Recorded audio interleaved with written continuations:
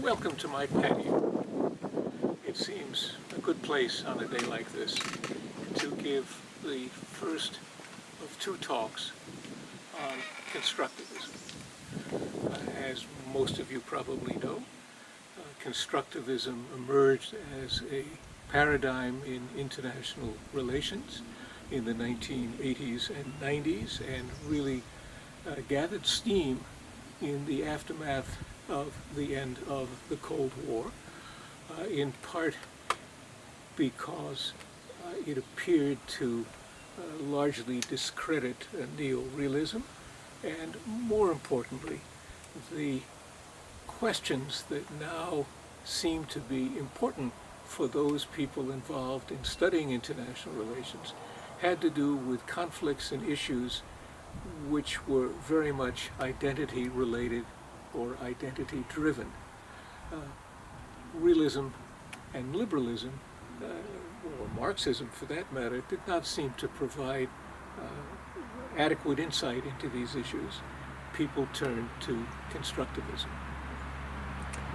Constructivism is a form of interpretivism.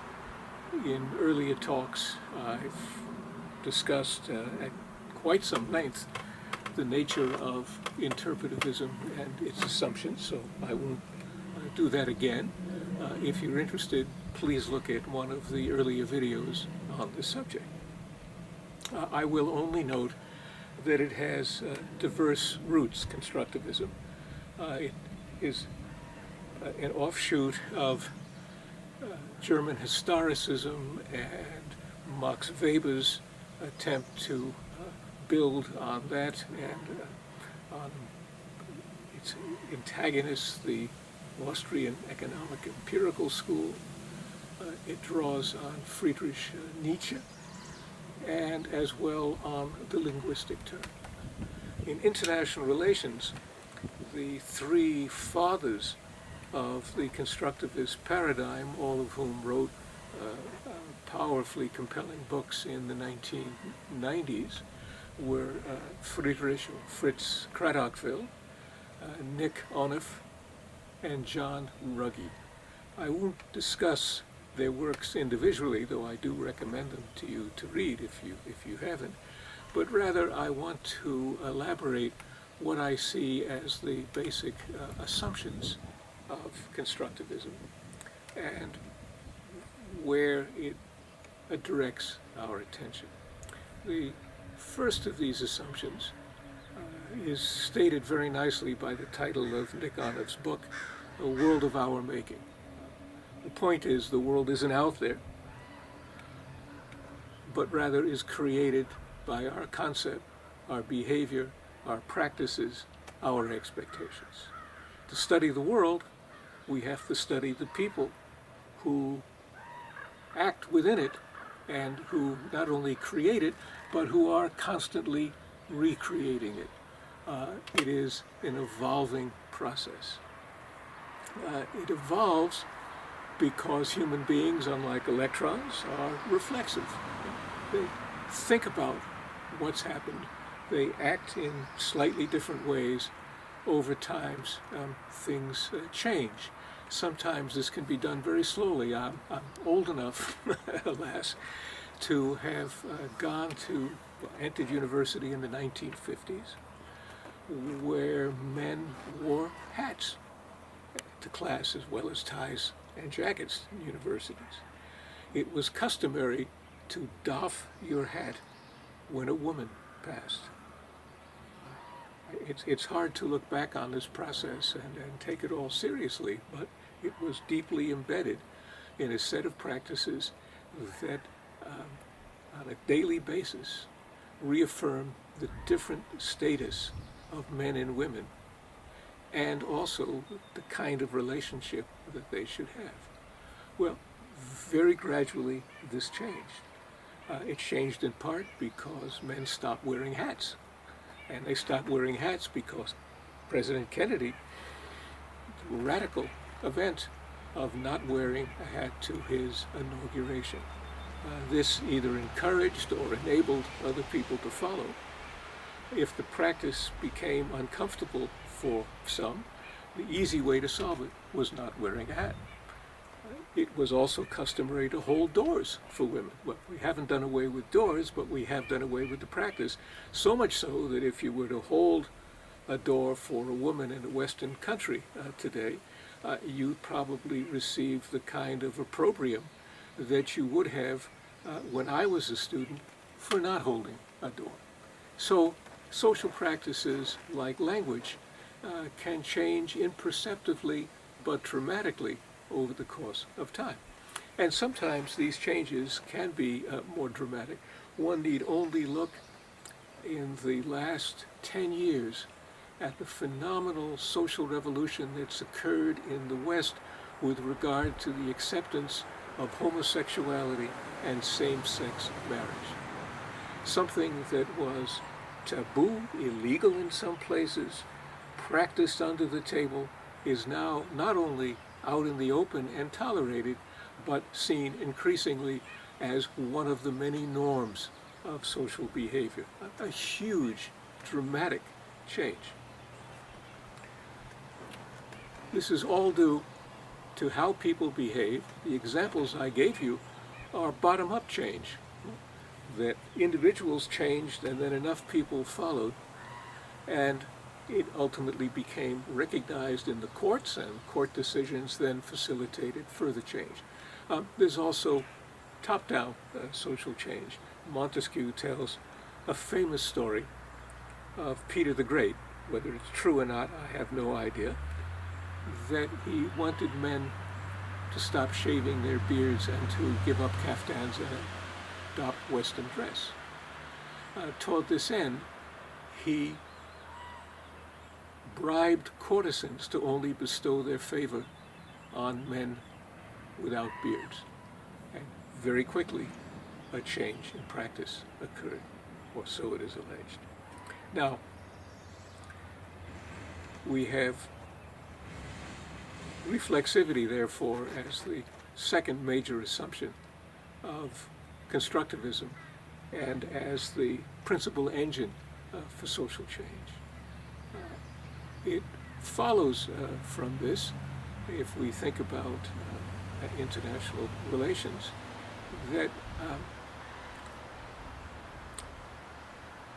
anarchy is not a feature necessarily of what realists would call the international system. And here Alex Wen wrote a famous article that anarchy is what states make of it, and that we could have indeed a Hobbesian world, which was pure anarchy, a Lockean world in which there was a thin society, or a Kantian world in which there was a thick society. And there's no reason to think that process can't occur, or movement between one and the other. Now, the next assumption of constructivists is that people are members of their society, and their understanding of individuals is in very sharp contrast to that of realists and liberals, or from Marxists for that matter. Realists and liberals more or less assume that human beings are egoistic, autonomous actors, and they make the same assumptions realists do anyway for states. Constructivists argue this is an ideological fiction. This is not how people behave. And those few people we encounter who approach the, quote, ideal of autonomous, egoistic individuals are people we want nothing to do with. We consider them pathological. In fact, people are constituted by society. They don't have existences, identities, prior to their social interactions, initially with parents and caregivers, and then with increasingly wider circles of people. From society, we receive cues. It tells us who we are, maybe initially what our station in life is, what we might aspire to. It also tells us when dealing with all of our libidinal impulses, that there are socially approved and forbidden by society ways of expressing or satisfying these desires. It channels our behavior down certain pathways. This is true, constructivists in international relations argue, not only for individuals, but for political actors and political units like states. For constructivism, international society, and even more regional society, are societies. They're not systems. The notion of a system conceives of actors as autonomous and independent, but acting in response to constraints and opportunities generated by the system. It's not at all how constructivists believe. For constructivists, actors are embedded in societies. They can range from very thin, international society, to very thick, many robust domestic societies. And depending on that degree of thinness or thickness, people, actors, political units conform to varying degrees to the imperatives of that society, or make use of the kinds of choices and possibilities it opens up. They play by the rules or not by the rules. Now, that in itself is a very interesting issue in international relations, because rather than just assuming that a system acts this way and is uniform, a society has varying degrees of robustness, and there are different societies that emphasize different values, that channel our desires for power, wealth, self-esteem in different ways. So it becomes important to understand the behavior of actors, to see how the society is structured, and to see what follows, therefore, is the relationship between the actors and the society. How much are they influenced by their socialization? How much do they violate it under some circumstances? When and why, and what are the consequences? So these are all important insights. And the final one, assumption of constructivism, is that all understandings are intersubjective, and all meaningful action is intersubjective. By this, it's meant that for people to communicate, they have to speak the same language. And I don't mean they have to speak English, but they have to communicate in concepts that they more or less understand the same ways. And those concepts not only have verbal and logical meanings, they also embed people in particular practices. They're shorthands for practices.